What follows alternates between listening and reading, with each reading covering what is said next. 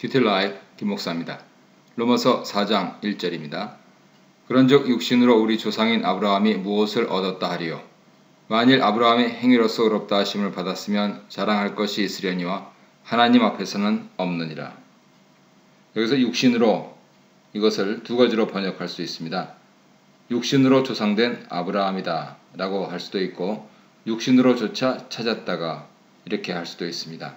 두 번째 것을 택하도록 하겠습니다. 그래서 우리가 우리 조상 아브라함을 육신으로조차 찾았습니까? 라고 질문하고 있는 것입니다. 바울의 대답은 아니다입니다.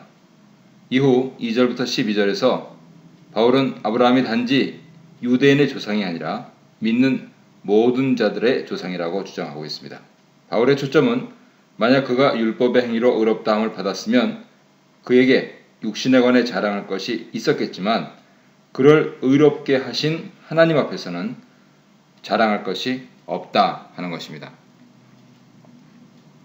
3절입니다. 성경이 무엇을 말하느냐? 아브라함이 하나님을 믿음에 그것이 그에게 의로 여겨진 바 되었느니라.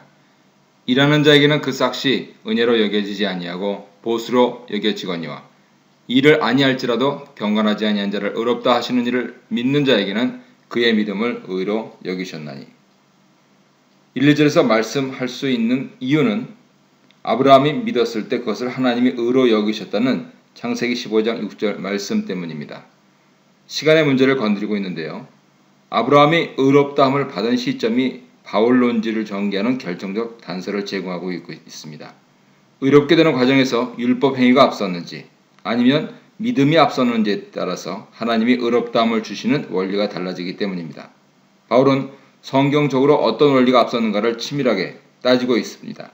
믿음 때문에 하나님은 아브라함을 의롭게, 즉 그에게 크레딧을 값없이 주시고 있는 것이죠.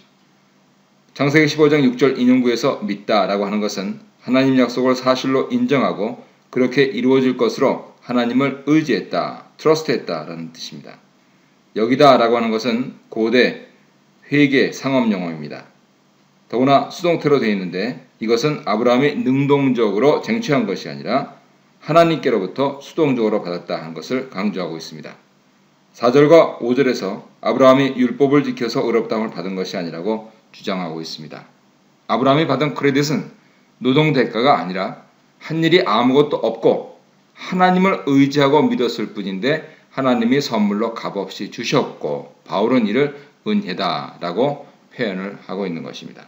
여기서 대단히 중요한 신학적 주제가 나옵니다.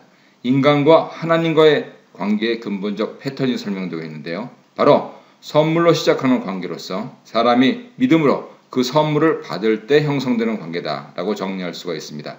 하나님께서 먼저 주도권을 갖고 주신 것이기 때문에 아무도 자랑할 수가 없습니다.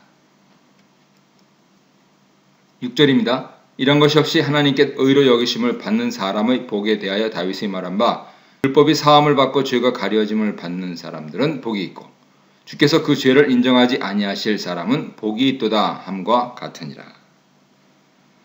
70인역 시편 31편 1, 2절의 다윗의 증거를 인용하고 있는데요. 이유는 여기에도 여기다라고 하는 그 동사가 들어있기 때문입니다. 믿음으로 의롭다 여기심을 받는 경우뿐만 아니고 하나님이 죄를 죄로 여기지 즉 인정하지 않을 사람이 복이 있다라고 말씀하고 있는 것입니다. 자기 공로가 아니라 순전히 하나님의 은혜로 형성되는 패턴인 것이죠.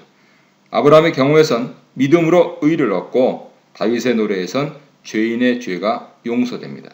바꿔 말해 의인이나 죄인이나 오직 하나님의 은혜로만 이루어지는 은혜 패턴을 성경에서 제시하고 있는 것이죠. 9절입니다. 그런즉 이 복이 할례자에게냐 혹은 무할례자에게도랴 무릇 우리가 말하기를 아브라함에게는 그 믿음이 의로 여겨졌다 하노라. 그런즉 그것이 어떻게 여겨졌느냐? 할례시냐 무할례시냐? 할례시가 아니요 무할례시니라. 언제의 문제입니다. 시편 31편의 복에 관한 그러한 말씀을 유대인에게만 국한된 것인지 이방인에게 적용할 수 있는지에 대해서 바울은 논증합니다.